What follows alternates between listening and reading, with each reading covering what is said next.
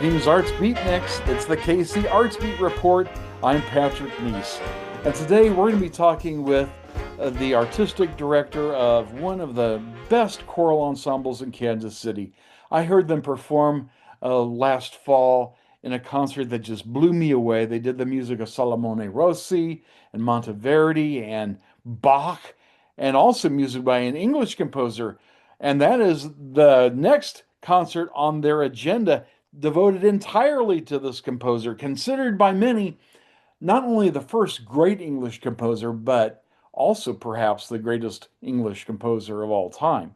But before we get to that, I'd like to ask you to please subscribe to the KC Arts Beat YouTube channel, follow us on Facebook, subscribe to our Substack page. We'd really appreciate it.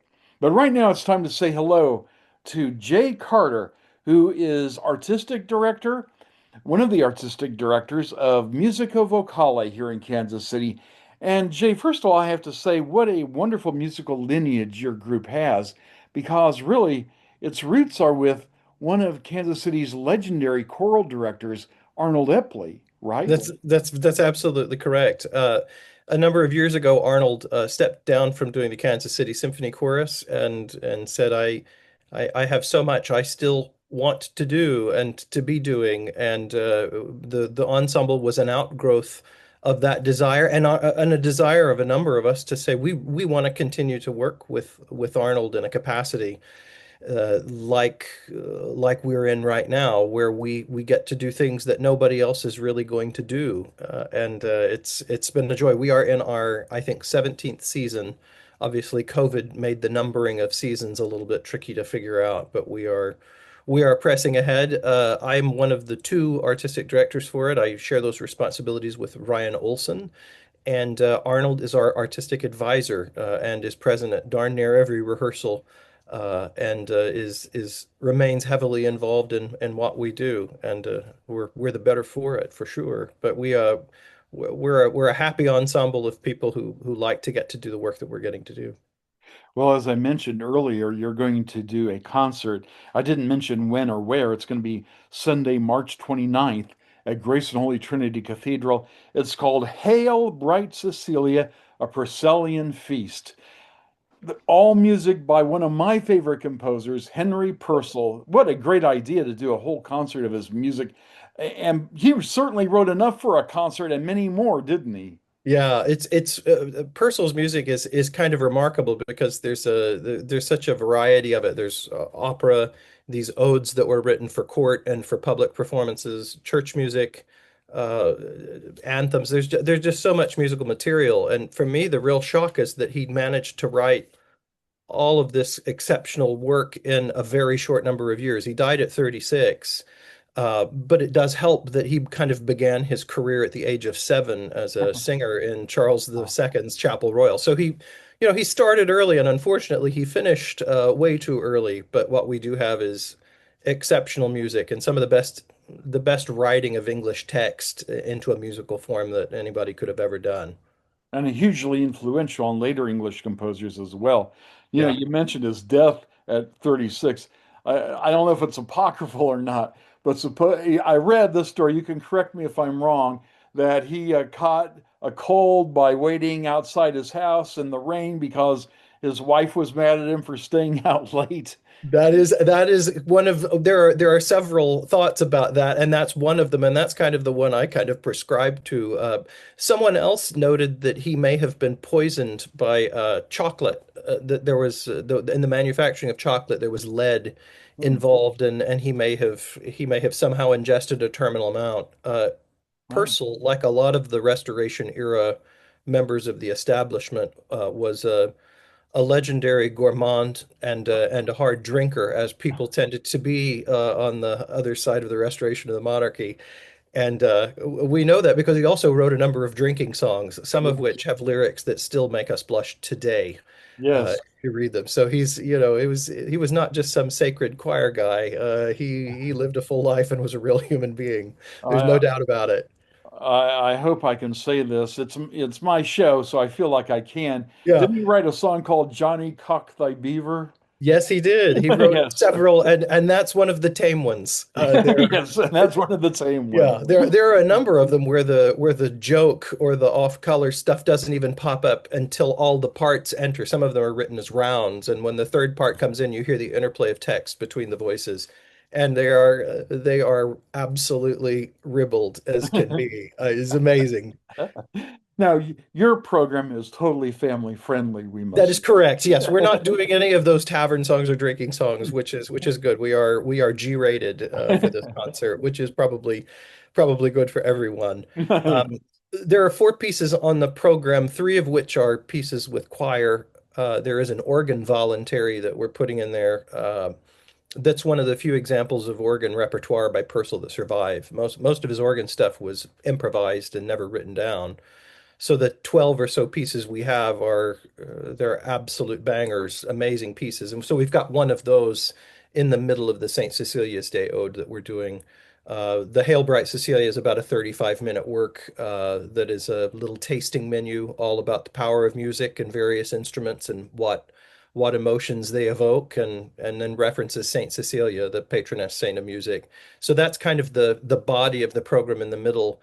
And then we're starting that with a pre-dinner drink in the anthem "I Was Glad," written by Purcell for the coronation of James II in 1685, and then we're finishing with one of the symphony anthems that he wrote for the Chapel Royal of Charles II, called "Rejoice in the Lord Always," which is probably his most famous of those symphony anthems.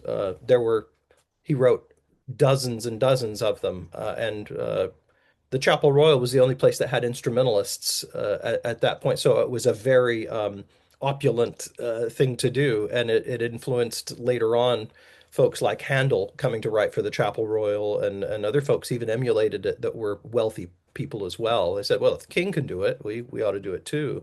So people like the Earl of Chandos, James Bridges, that Handel wrote the Chandos anthems for, they're kind of inspired by that same tradition of sacred music with strings.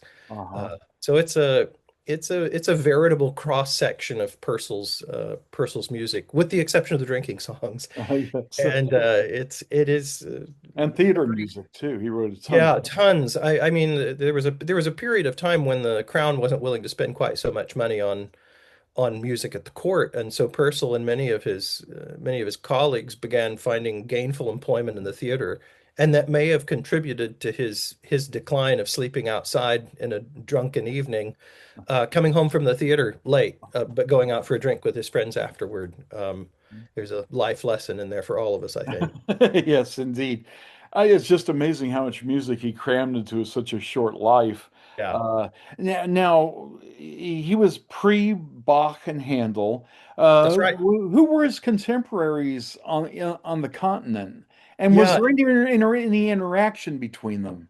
well, it's funny. He has the lucky set of circumstances to be born into England at a time where there's all of this pent up want for music and art and theater after a period of Puritan nothingness for about a little over a decade, and a decade of war before that. And when the Puritans take over, there's not really much of anything happening in England at all. And when the monarchy is restored in 1660, uh, King Charles II has been in exile in France, particularly at the court of Louis XIV. So he's interacting with composers like Lully, all of those French guys. So when he becomes king, that's what he wants to create back in his court in London. So he is spending money hand over fist to send these generations of composers overseas to study, particularly with the French composers at Louis's court. Purcell is not one of them. He's actually an infant at the time, but his direct teachers in his earliest years, Pelham Humphreys and Cook, Henry Cook, who was a major musician that was from before the Civil Wars. He sends them over to spend some time at the court absorbing it. So he learns the French style secondhand through them, and very thoroughly, and right away. He writes his first piece, we think, at about the age of 9, and the first surviving piece that we have from him is from his 11th year, and it's a piece written for the king's birthday, and it is very French. It sounds like a piece of Charpentier or Lully, It's a remarkable piece. So he's importing all of these continental styles, but he's getting it through his education more than anything else. But he's not traveling there. As far as we know, he did never leave the kingdom. Well, when I listen to his music, it certainly sounds distinctive, Yeah, unlike any other Baroque music, and that includes, to my ears anyway, French composers. But yeah. maybe you could tell me what it is about his music that shows that French influence. A part of it, I think, has to do with text declamation.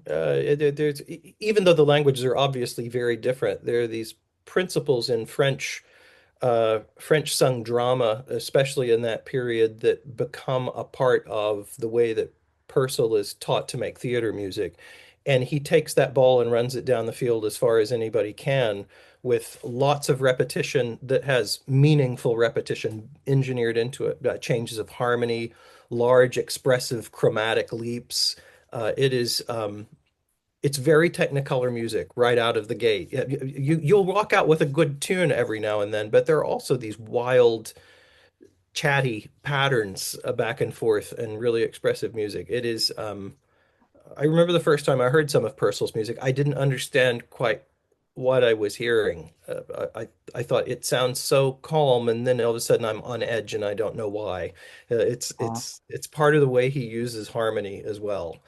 Uh, his music also has, to my ear, I'm sure this isn't unique, a very distinctive Englishy sound. Yeah, there is something engineered, and I think they didn't completely abandon the English musical principles in 1660 and just wholesale import the French way of doing things. They more or less took the techniques and adapted them to music that they had from the 1640s and before. So Tallis, Byrd, Gibbons, all of those Tudor and Jacobean folks that are still a part, especially of Anglican liturgy. Um, they're hearkening back to that, but they're taking it and retrofitting it with some of those French influences, like the instruments, like the rolling dance rhythms, and all of those sorts of things that are imported, and it makes something that is uniquely its own thing, and it's the thing that Handel absorbs in the first couple of years that he's in London, and I think part of what makes Handel's English oratorios feel the way that they do. It's Oh, that same adaptation of things. And there's not that much time that separates Purcell and Handel. Some of uh-huh, the same musicians are still there in 1707 when Handel shows up for the first time. uh-huh. Um, if Purcell had lived another decade, we are certain he would have interacted with Handel. And he could have possibly, lived another 30 years or so. Yeah. It would have been amazing to have seen what London musical life would have been like if they'd been in the same place at the same time. Since you mentioned that French influence, something that does pop into my mind now is that in Handel's, I don't know if you'd call them or operas, King Arthur and the Yeah, Warrior Queen, yeah, he has these masks, sort yeah. of these dance interludes.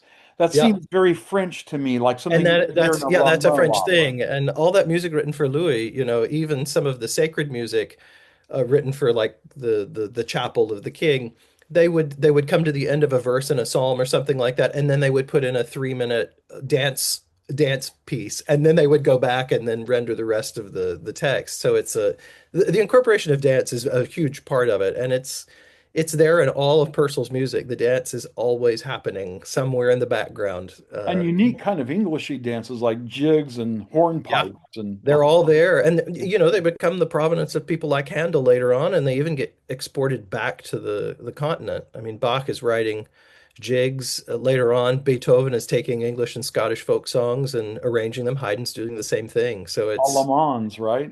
yeah, I mean, there are all these back and Wow. forth Yeah. No, cross-pollinations. no, And I mean, you Bristol's know, kind of one of the places where it really begins. now speaking of Handel, after I understand after Purcell died, they performed his Te Deum every year. I forget for what the occasion was.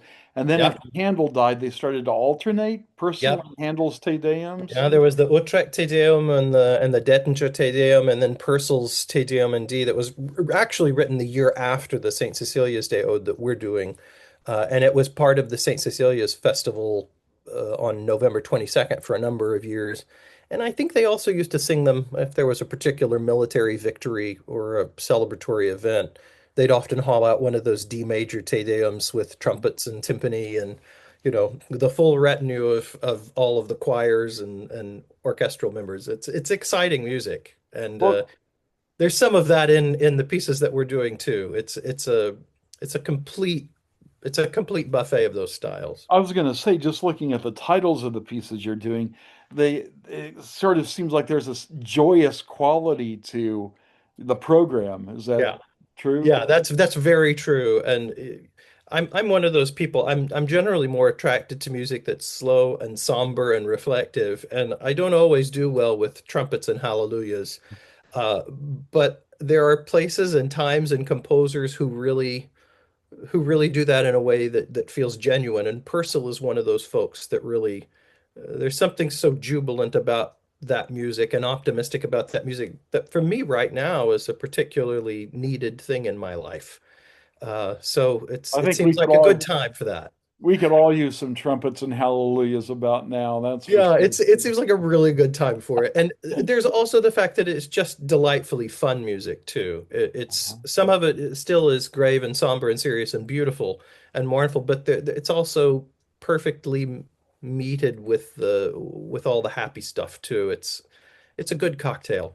Well, if anybody who could write Johnny Cockeye Beaver has to have a good sense of humor. So, One would think it would, there'd be a certain degree of a smile on someone's face writing that. So, and it comes across in the music too. I mean, it's there's a delightful wit and an intellect there that we can only guess at, but man, you have to assume it's there from what you hear and what you get to sing and play.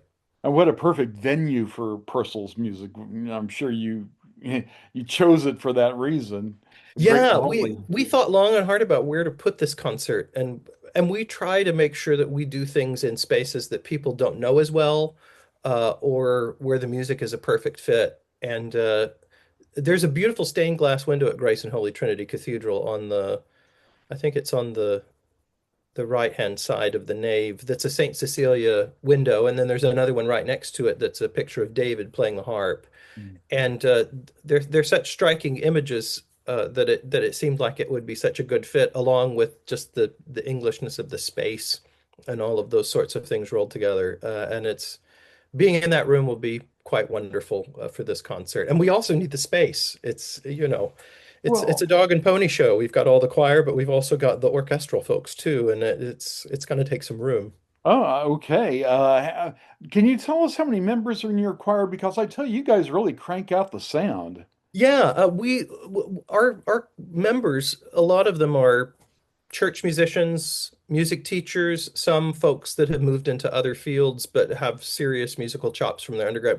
We have a cross section of people and young emergent pros.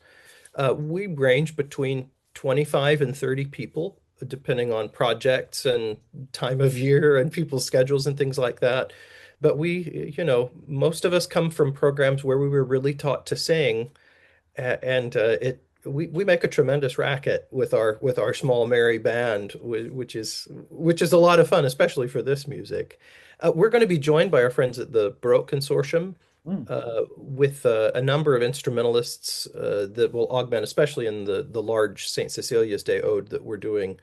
But it will be our normal group of string players that we're fortunate to have local to us in Kansas City. But we're going to be augmented by a number of guests from out of town who play instruments that we need that we don't have local players that play the period instruments. So we've got Baroque bassoon, two Baroque oboes, two recorders, theorbo, which is a giant plucked lute, um, two Baroque trumpets, and Baroque timpani. So it's like I said, it really is a dog and pony show. Everybody, Yes. and the ode gives everybody a chance to be a soloist at some point. So you will hear from every single instrument, usually with text that talks about what the instrument sounds like and what emotional response the instrument evokes in a person. It's a terrific piece. I don't think it's ever been performed in Kansas City in its entirety. And one of the great joys is being able to take things that we think ought to be done and to do them so Uh-huh. that Kansas City audiences have a chance to hear them and Kansas City musicians have a chance to experience them from the inside. That's part Well, of our mandate. well, it's a wonderful mandate, and It's unbelievable you can make this available for free. How are you able to do that? Yeah, well, we have a number of generous donors, including John Brahm and Wade Alexander, who have underwritten this concert to make it free to anyone who would like to attend. Now, of course, we would certainly be happy for any donations. Those don't cover all of the costs, and we have a number of donors who help us with that mission. But we want to make sure that people come to our concerts if they want to come. We don't want there to be a barrier of entry for anyone for that. Can people make donations through your website? Yeah, through the website and there on the site at the concert too. And we're always happy if someone wants to be a patron to find a way to do that. We're also a pretty spendthrift organization. We watch what we do very carefully, and we try to make sure that any funds that we spend are being well spent. Part of that comes from just being thrifty, I think, but also trying to just be mindful of people who have invested something in us. Let's try to make sure that we're good stewards of that. And part of that is also every member of our ensemble does participate in some way with a small gift. Some people can give very little, some people can give deeply, but we're just something. It really helps, and it really is a community feel to what we do, which makes us happy. What's your website? Musicavocale.org, musicavocale.org, or you can just look us up online. We're generally going to pop up in the search engines pretty quickly, and we are always happy to. We also have all of our past programs and past concerts are there. So if people want to look and see what we've been doing in the past, we put all that information up and out there for free. So we hope people can make use of it. So if you want to help support music in Kansas City, one of the best groups we have here, go to musicavocale.org. You'll have all the information you need for all their concerts, and you'll be able to help them out financially too. Again, the concert is Hail, Bright Cecilia, a Purcellian feast at Grace and Holy Trinity Cathedral, Sunday, March 29th at 3 p.m. Jay Carter, and by the way, Jay, I didn't even mention what a fantastic countertenor you are. And I know that Purcell wrote a lot of great music for countertenor, didn't he? Yes.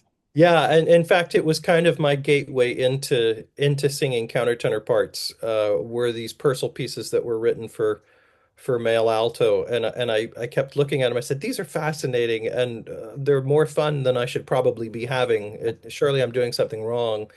And it went from something that I fiddled around with a little bit as a younger undergraduate to something that I find myself doing. And most years I've got some Purcell on my docket of things that I get to do as a soloist with other groups, including this piece.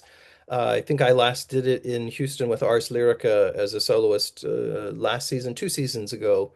And it pops up every few years along with other Purcell things and the standard complement of messiahs and Bach cantatas and B minors. But I'm always bowled over when I get to do Purcell. I can't think of any composer who sets English any better than Purcell does. Well, yeah, I'm sure your love for this music and the love that your choir has for it is going to overflow We on are March terribly 29th. excited. Yeah. March 29th, 3 p.m., Grace and Holy Trinity Cathedral, absolutely free. Yeah. Jay, it's always a pleasure to talk to you. You're such a wealth of information, and I just love your enthusiasm for what you do. And Oh, thank you thank you. so much to you and everybody involved with Musica Vocale for providing such exquisite music to Kansas City for free. It's unbelievable, but we really appreciate it. And thank you for your work too. And thank Oh, you to your listeners. thank you, Jay. I'm Patrick Neas, and until next time, this is the KC Artsbeat Report. Don't forget to subscribe to us on YouTube, subscribe to our Substack page, and follow us on Facebook. Take care.